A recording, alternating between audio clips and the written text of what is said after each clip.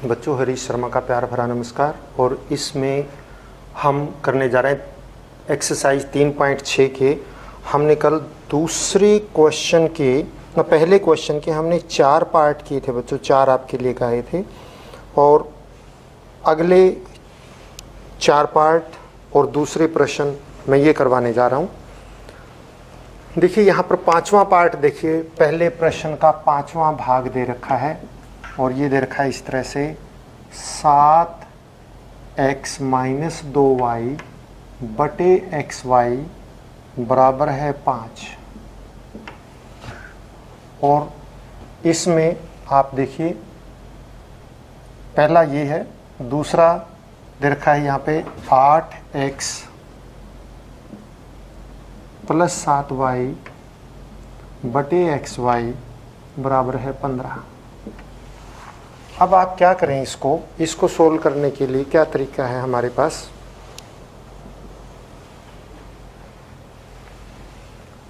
X Y से इन दोनों को अलग अलग भाग दे दो तो आपका सवाल अपने आप हो जाएगा। कैसे?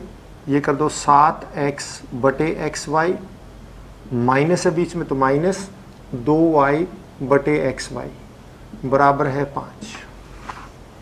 इसी तरह आप इसमें x से x काट दो, y से y काट दो, क्या बन गया 7 बटे y माइनस 2 बटे x बराबर है 5।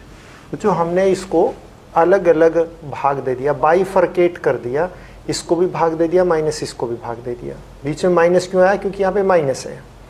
फिर x से x कट गया, y से y कट गया, तो ये 7 बटा y बच गया माइनस 2 बटा x बच गया बराबर है 5। पहले वाले सवाल की तरह से हो गया। इसमें भी इसी तरह से कीजिए आप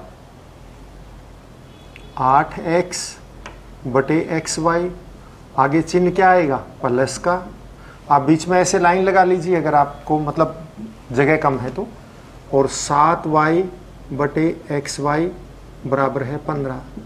y से y काट दो, x से x काट दो, ये क्या बन गया 8 बटे y प्लस 7 बटे x बराबर है 15। इसको समीकरण ये आपका अभी बनेगा, चलो कोई बात नहीं, बाद में बना लेना। अब यहाँ पे माना 1 बटा y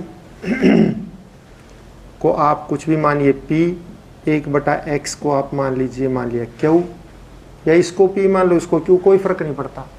तो ये क्या बन गया 7p - 2q बराबर है 5। ये समीकरण 1 बन गया आपका। और ये क्या बन गया 8p + 7q बराबर है 15। ये समीकरण 2 बन गया। अब पिछले सवाल की तरह से आप इसको ठीक वैसे ही कर दीजिए। आपको क्या करना पड़ेगा, अब इनको आप बराबर कर लीजिए। सीधा सा है, बराबर करने का क्या है, इसको आप 7 से गुणा कर दो और उसको 2 से कर दो, हो जाएंगे q से q बराबर, और जोड़ दो।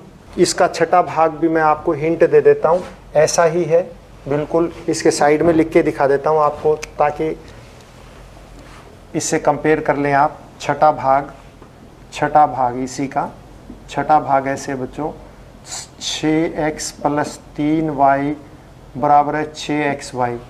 तो आप देखिए इसको xy से इसको भाग करो, ठीक है ना, xy से भाग करो तो क्या आ जाएगा 6x बटे xy, 3y बटे xy अलग अलग करो और बराबर है 6। तो ये y से y कट गया, ये x से x कट गया, वही तरीका आ गया ना 6 बटा y + 3 बटे x बराबर है 6। इसी तरह दूसरे में आप कर लो, दूसरा भी इसी तरह x y से भाग करना है, तो वैसा का वैसा सवाल बन जाएगा, आपने खुद करना है। इसमें 7वां और 8वां 2 भाग हैं। मैं आपको 8वां भाग करवा देता हूँ, पूरा का पूरा। 7वां आप खुद करेंगे, क्योंकि सभी सवाल करने से बेटा आप बिल्कुल एक चीटिंग हो जाएगी, उसका फ़ायदा नहीं है। ट्राई करो, अगर आपसे नहीं निकलता है तो आप मेरे पास जो नीचे लिंक के नीचे दे रखा है आपको नंबर, आप नंबर पे कॉल कर दीजिए, आपको दोबारा वो सवाल फिर बता दिया जाएगा। 8वां भाग देखिए इसका। चलो मैं 7वें का समीकरण बना के दिखा देता हूँ आपको, फिर उसके बाद कर लेना आप। पहले का 7वां समीकरण बना देते हैं। 10/x + y plus 2/x - y बराबर है 4।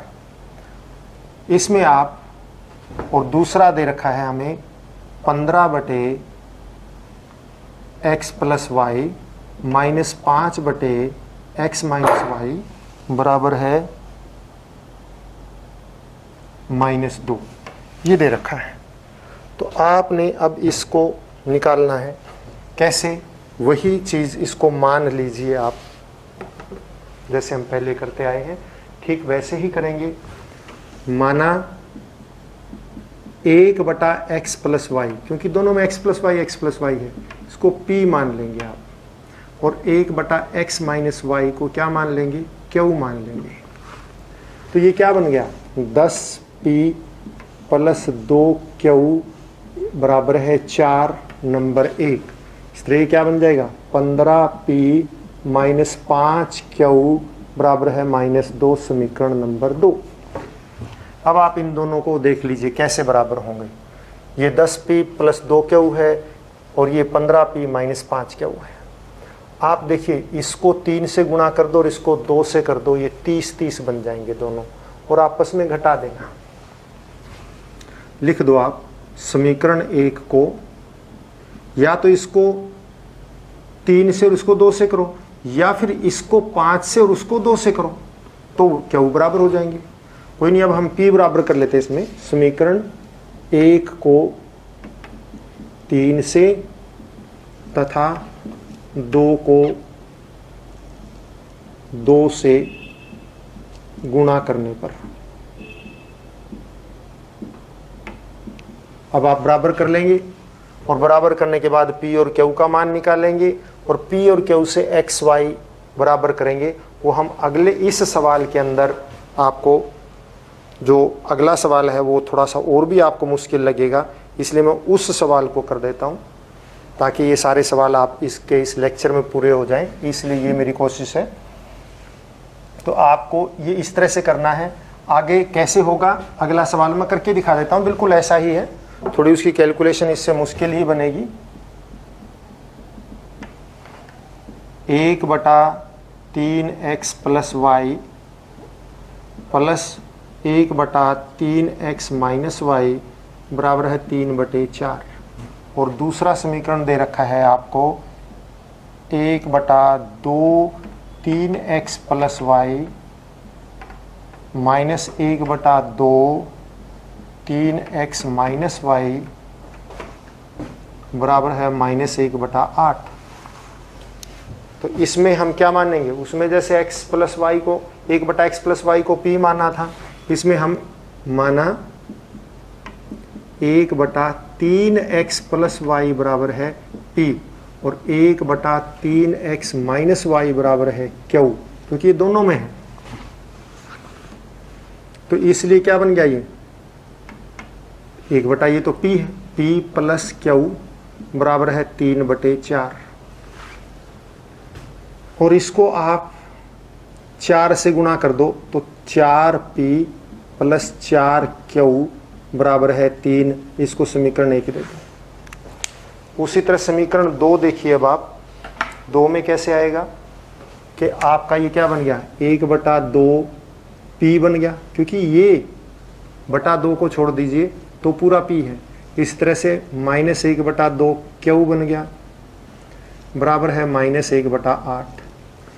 आप इसको 8 से गुणा कर दो पूरे को, क्योंकि इसका लघुत्तम 8 बनता है, तो ये सीधा हो जाएगा। 8 से गुणा करेंगे तो क्या बन जाएगा? 4p - 4q बराबर है -1। इसका समीकरण 2। अब आप इन दोनों को जोड़ दो, 1 और 2, तो क्या बनेगा? 4p + 4q। सीधा क्यों जोड़ दिया? क्योंकि पहले से q बराबर आ गया है, तो हमें गुणा करने की जरूरत ही नहीं इसमें। उसमें भी हम ऐसे ही कर रहे थे ना पिछले सवाल में, बस वही चीज़, उसमें गुणा करके बराबर किया था, इसमें पहले से बराबर है। काट दो, क्या बन गया? 8p बराबर है किसके आ गया? 3 में से 1 घट गया 2, और p बराबर है क्या आ गया? 2/8, यानी कि 1/4। P का मान 1/4 आ गया, तो Q का मान निकालो आप, यहां पे रख दो, आ जाएगा। तो P का मान समीकरण 1 में रखने पर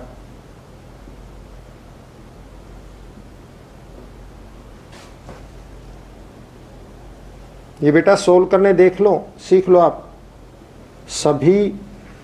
अगले जो है दूसरे सवाल में 3 वो हैं, 3 में से मैं एक आधा छोड़ूंगा आपके लिए, समीकरण बना के छोड़ूंगा, तो आपने खुद करना है। P का मान समीकरण 1 में रखने पर क्या आएगा, P क्या है 1/4, तो 4 गुणा 1/4 प्लस 4Q बराबर है 3, ये कट गया तो कितना बच गया 1 प्लस 4Q बराबर है 3, तो 4Q बराबर है क्या हो जाएगा 2, और Q किसके बराबर हो गया, Q बराबर है 2/4, यानी Q बराबर है 1/2। Q का मान 1/2 आ गया, P का मान 1/4। ये दो मान हैं आपके, P के भी आ गया और Q का मान भी आ गया। देखिए ये P का मान है और ये Q का मान है। अब आप ये देखिए हमने P और Q किसके बराबर लिए थे, वहीं पे आ जाओ। हमने P लिया था ये, P बराबर है 1/3x प्लस y, और किसके बराबर आया है 1/4 की। ये 1 में है तो पलट दो इसको, 3x प्लस y, तो ये भी पलट आ जाएगा बराबर है 4। और ये एक समीकरण बन गया तीसरा, क्योंकि अभी एक्स वाई का मान निकालना है, और Q का मान है 1/2, और Q किसके बराबर था 1/3x माइनस वाई बराबर है 1/2, तो 3x माइनस वाई बराबर है क्या हो जाएगा 2, ये समीकरण 4। ठीक इसी तरह से समीकरण बेटा इससे जो पहले वाला मैंने बीच में छोड़ा है उसमें आएंगे, ताकि आप एक कर्स को इसलिए छोड़ा है, घबराइए नहीं, इसी तरह से कीजिए। अब आप इन दोनों समीकरणों को जोड़ दो, क्योंकि y y के बराबर है, तो क्या आ जाएगा 3x प्लस वाई बराबर है 4, 3x माइनस वाई बराबर है 2, ये कट गया तो 6x बराबर है 6, और x बराबर है 6/6 यानी कि 1। x का मान 1 आ गया, और x का मान किसी भी समीकरण में रख दो, यहां रख दो, तो 3 गुणा 1 प्लस वाई बराबर है 4, और y बराबर है 4 माइनस 3, और y भी किसके बराबर आ गया 1 के बराबर। तो दोनों x भी 1 और y भी 1, ऐसे ये सवाल करने हैं आपको। अब दूसरे सवाल पे आ जाइए।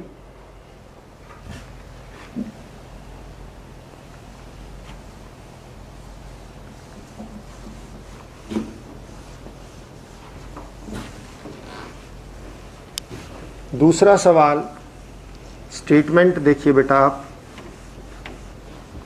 स्टेटमेंट आपके सामने होनी चाहिए तभी सवाल निकलेंगे, और मैं इसमें यहाँ नोट करूँगा तो बहुत लंबा टाइम लगेगा।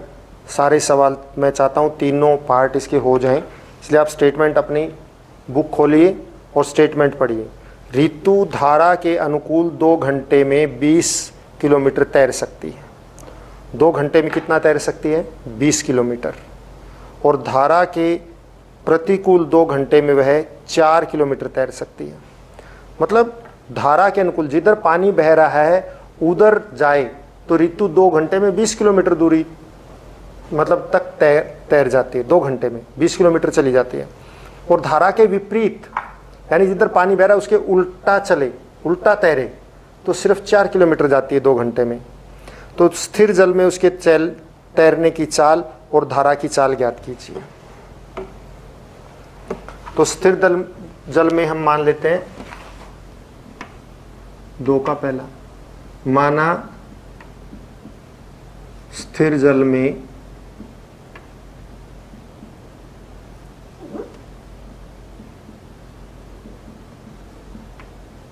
ऋतु की चाल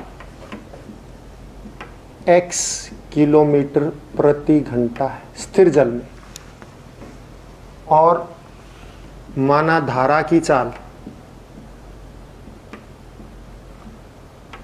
पानी की चाल है, धारा की चाल का मतलब पानी की चाल, y किलोमीटर प्रति घंटा। इसलिए धारा की दिशा में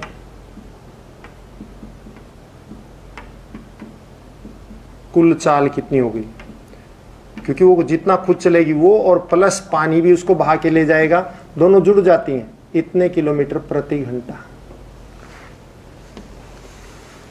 धारा के विपरीत चाल x माइनस वाई, तो उसकी चाल में से धारा की चाल घट जाएगी। अब आप देखिए 2 घंटे में धारा की दिशा में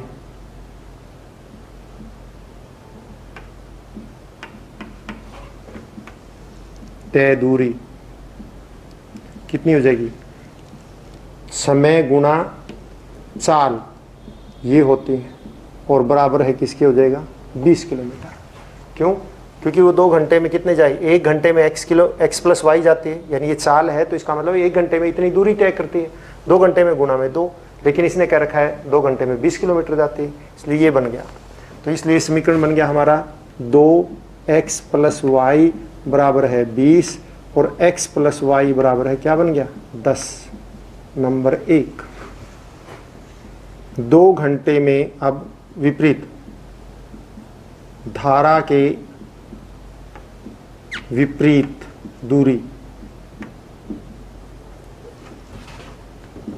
तय दूरी, धारा के विपरीत कितनी दूरी तय होगी 2 घंटे में x, 2 गुणा में x माइनस वाई, तो इस और ये किसके बराबर है 4 के, तो इसका x माइनस वाई बराबर है 4, तो x माइनस वाई किसके बराबर हो जाए 2x माइनस वाई बराबर है 4, तो x माइनस वाई बराबर है 2।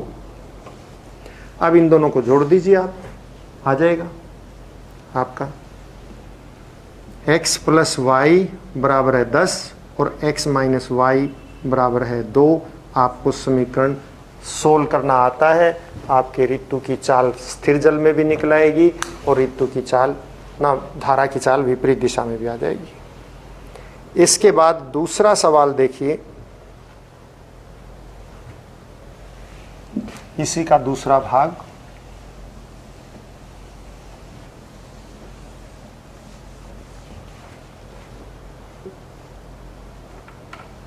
दो महिलाएं एवं 5 पुरुष एक कसीदे के काम को साथ साथ 4 दिन में पूरा कर सकते हैं। बहुत ही समझ के करने वाला सवाल है, ध्यान से आप इसको समझेंगे तो ही ये हो पाएगा। तो 2 महिलाएं 5 पुरुष एक कसीदे के काम को साथ साथ 4 दिन में पूरा कर सकते हैं। यानी एक कसीदे का काम है, कोई कढ़ाई का काम है, 2 महिलाएं और 5 पुरुष एक साथ लगें तो 4 दिन में पूरा कर देते हैं। जबकि यदि 3 महिलाएं और 6 पुरुष लगें तो 3 दिन में पूरा कर देते हैं। तो अब आप बताइए, अकेली महिला इस काम को कितने में कर सकती है या अकेला पुरुष कितने में कर सकता है? माना अकेली महिला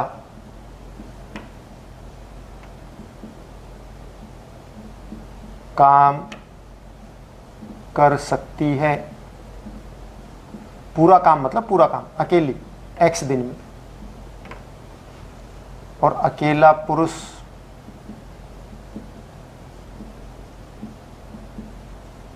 काम कर सकता है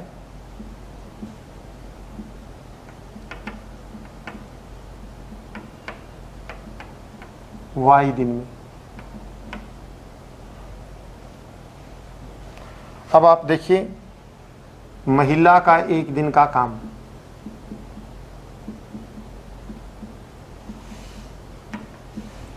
एक दिन का काम कितना है? महिला का एक दिन का काम, अगर वो x दिन में पूरा काम कर सकती तो एक दिन का काम 1/x, और पुरुष का एक दिन का काम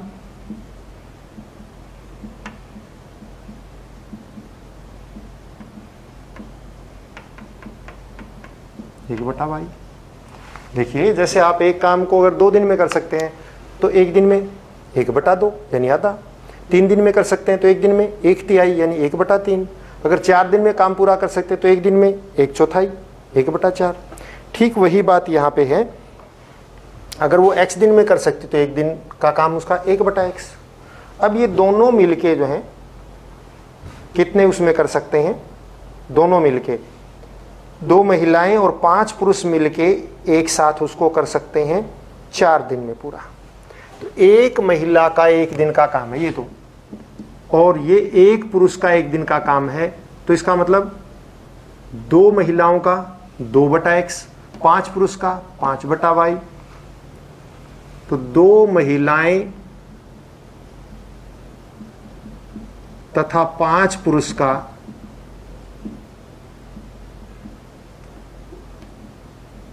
एक दिन का काम, 2 महिलाएं 2/x, 5 पुरुष 5/y, ये एक दिन का काम हो गया। और ये कहता है इनका 4 दिन में, ये 4 दिन में उस काम को पूरा कर सकते हैं। तो इसका मतलब 4 गुणा 2/x प्लस 5/y बराबर है 1। आप समझिए बच्चों, मैंने आपको पहले कहा था ये सवाल थोड़ा सा ध्यान से समझने का है। 2 महिलाएं और 5 पुरुष मिलके एक काम को 4 दिन में कर सकते हैं। अकेली महिला कितने दिनों में करेगी और अकेला पुरुष कितने में करेगा? मान लिया अकेली महिला उसको x दिन में कर सकती है और अकेला पुरुष उसको y दिन में कर सकता है। तो महिला का एक दिन का काम 1/x, पुरुष का एक दिन का काम 1/y, 2 महिलाओं का एक दिन का काम 2/x, 5 पुरुषों का एक दिन का काम 5/y, क्योंकि उसने 5 पुरुष कह रखा है इस करके। तो 2 महिलाएं और 5 पुरुष का एक दिन का काम ये बन गया। तो 4 दिन का काम 4 में वो पूरा कर रहे हैं, इसलिए बराबर है 1। एक काम पूरा हो गया। इसी तरह से यदि इसी प्रकार 3 महिलाएं और 6 पुरुष का काम, इसी प्रकार 3 महिलाएं तथा 6 पुरुष का एक दिन का काम, 3 महिलाएं 3/x, 6 पुरुष 6/y, एक दिन का काम। क्योंकि एक पुरुष का एक दिन का काम 1/y है, तो 6 पुरुष का 6 गुना हो जाएगा, 3 महिलाओं का 3 गुना हो जाएगा। दोनों को जोड़ दिया और वो 3 दिन में इसको कर सकते हैं। तो 3 गुणा 3/x प्लस 6/y बराबर है 1। ये रहेगा। अब इस सवाल को आपने हल करना है, और ऐसे सवाल हम पहले कर चुके हैं। अभी देखते हैं हम, जब ये इसके बराबर है तो ये यूं नहीं हो गया 2/x प्लस 5/y बराबर है 1/4, 4 इधर ले आए। ठीक इसी तरह से ये कर दो, 3/x प्लस 6/y बराबर है 1/3। अब आप क्या करें, 1/x को, या आप यूं कहें कि नहीं जी इधर क्यों कर दिया, हम नहीं करना, ना करो तब भी कोई फर्क नहीं पड़ता हमें। मान लिया नहीं करना, बेशक आप ना करो, ये लो हटा देते हैं, ना करो तब भी कोई बात नहीं, ये तो रहेगा ना, ये तो हमें समझ में आया। अब माना 1/x बराबर है p और 1/y बराबर है q, तो क्या बन गया, ये 4, इसलिए समीकरण आप लिख दो, इसलिए समीकरण क्या बनेंगे, इसको नंबर 1 दे दो, इसको नंबर दे दो 2 दे दो, 1 तथा 2 क्या बनेंगे, एक में बनेगा 4 गुणा 2p प्लस 5q बराबर है 1। तो या तो आप अब ले जाओ 4 को, आपने नहीं ले जाना तो 4 को अंदर गुणा कर दो 8p प्लस 20q बराबर है 1। इसको नंबर आप 3 दे दो।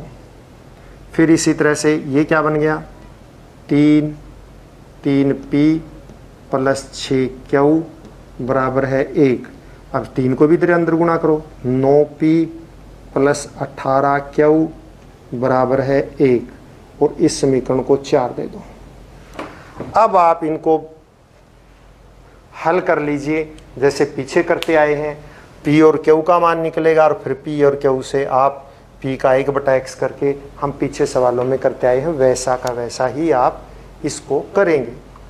बेटा सवालों को हल करना खुद सीखिए तभी बात बनेगी। आपको जो है अगर खुद हल नहीं करोगे तो आपके लिए समस्या खड़ी हो जाएगी, वो आएंगे नहीं आपको। इसलिए मैं छोड़ रहा हूं, नहीं तो मुझे 2 मिनट लगेंगे, मुझे कोई दिक्कत नहीं है। चलो हो सकता है कुछ बच्चों को थोड़ा झिझक हो, मैं कर देता हूं इस सवाल को भी पूरा। अब आप इसको देखिए, हमारे ये सवाल बना 8p, मैं यहाँ लिख देता हूँ 8p + 20q बराबर है 1, ये समीकरण बना। दूसरा है 9p + 18q बराबर है 1, एक समीकरण ये बना। अब आप इनको बराबर कैसे करें? बराबर करने के लिए तरीका हमारे पास यही है कि आप इनको जो है इसको 9 से गुणा कर दो, इसको 8 से कर दो। एक तरीका तो ये है, ठीक है ना। और या फिर इसको बराबर करो तो ये सीधा है, इसको 9 से करो, इसको 8 से करो। तो ऊपर 1 को 9 से करेंगे तो 9 8 72p + 180q बराबर है 9। और फिर ये इसको 8 से करेंगे तो 8 × 72p + 18 8 144q बराबर है 8। आप इसको घटाइए, ये कट गया तो ये कितना आ जाएगा 36 Q बराबर है 1 और Q बराबर है 1/36। अब Q का मान आप इसमें रख दो, सीधा कट जाएगा। समीकरण 4 में रखने पर 9p + 18 गुणा में 1/36 बराबर है 1, 18 दूनी 36। 9p बराबर है प्लस 1/2 बराबर है 1 और 9p बराबर है 1 - 1/2 घटाएंगे तो 1/2 आएगा और p बराबर है क्या आ जाएगा 1/2 गुणा में, ये 9 गुणा में है तो इधर आके भाग में हो जाएगा 1/18। p का मान 1/18, q का मान 1/36 और p किसके बराबर था बच्चों? p था 1/x, तो 1/x बराबर है 1/18, तो यानी x बराबर है 18 और q बराबर है 1/y बराबर है 1/36 और y बराबर है 36। अब आप देखिए x किसका था? x था अकेली महिला, तो आप x का मान 18 आया है, y का मान 36 आया है, तो आप यहाँ लिखेंगे नीचे अकेली महिला काम को पूरा कर सकती है 18 दिन में, अकेला पुरुष काम को पूरा कर सकता है 36 दिन में। इस तरह से आपने इसको बताना है। आखिरी सवाल, तीसरा भाग इसका।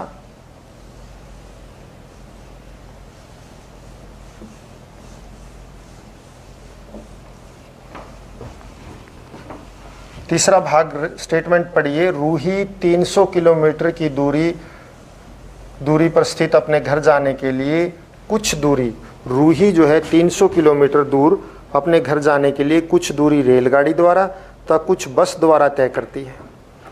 यदि वह 60 किलोमीटर रेलगाड़ी द्वारा और शेष बस द्वारा तय करे तो उसे 4 घंटे लगते हैं। यदि वह 100 किलोमीटर की दूरी रेलगाड़ी तथा शेष बस द्वारा तय करे 10 मिनट अधिक लगते हैं। रेलगाड़ी एवं बस की क्रम से चाल ज्ञात कीजिए। मतलब 300 किलोमीटर है रूही का घर, अब वो 60 किलोमीटर रेलगाड़ी से जाए और बाकी 240 किलोमीटर, यानी कि क्योंकि 300 किलोमीटर दूर घर है, 60 किलोमीटर उसने रेल से चला तो 240 किलोमीटर बस से, तो इस तरह से उसको लगेंगे 4 घंटे। और यदि वह 100 किलोमीटर रेलगाड़ी से चले और बाकी 200 किलोमीटर बस से चले तो उसको लगता है 4 घंटे 10 मिनट, 10 मिनट अधिक लग जाते हैं। तो रेलगाड़ी और बस की क्रम से चाल ज्ञात करो। तो आप देखिए रेलगाड़ी की चाल मान लीजिए, माना रेलगाड़ी की चाल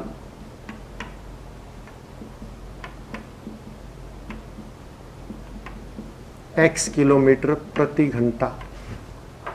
बस की चाल y किलोमीटर प्रति घंटा। अब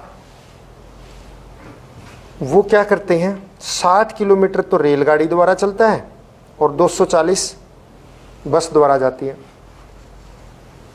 तो आप देखिए, रेलगाड़ी द्वारा लगा समय, समय किसके बराबर होता है बच्चों, दूरी बटा चाल। देखिए, क्योंकि आपने 9वीं में भी पढ़ा था फिजिक्स के अंदर कि चाल बराबर है क्या होता है, दूरी बटा समय।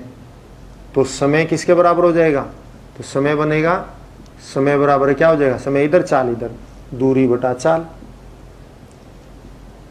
तो वही दूरी कितनी है, चलते 60 किलोमीटर रेलगाड़ी से, और चाल क्या उसकी x। इसी तरह से बस द्वारा लगा समय,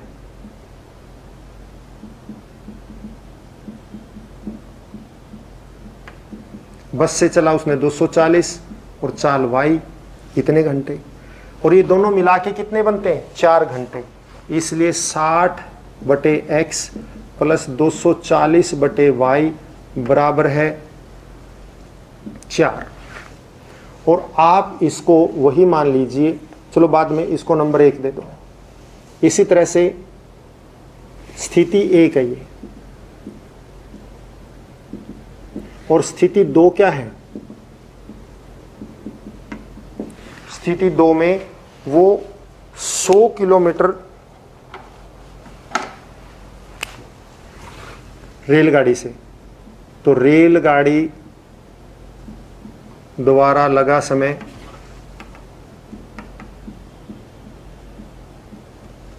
कितना, 100/x हो जाएगा, और बस द्वारा लगा समय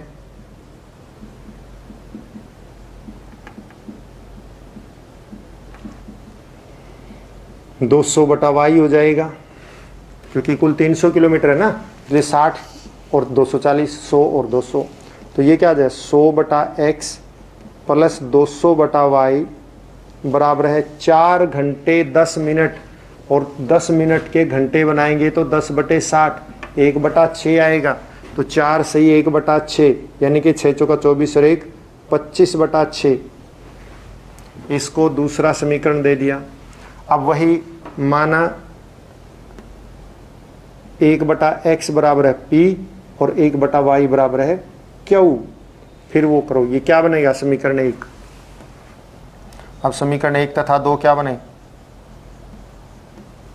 1 तथा 2 क्या बन गए, 1 बनेगा 60p प्लस 240q बराबर है 4, नंबर इसको 3 दे दो, और ये क्या बनेगा 100p प्लस 200q बराबर है 25/6, और इसको 6 से गुणा कर दो, 600p प्लस 1200q बराबर है 25, इसको नंबर 4 दे दो, क्योंकि बटे 6 था ना, इसलिए 6 से वो कर दो।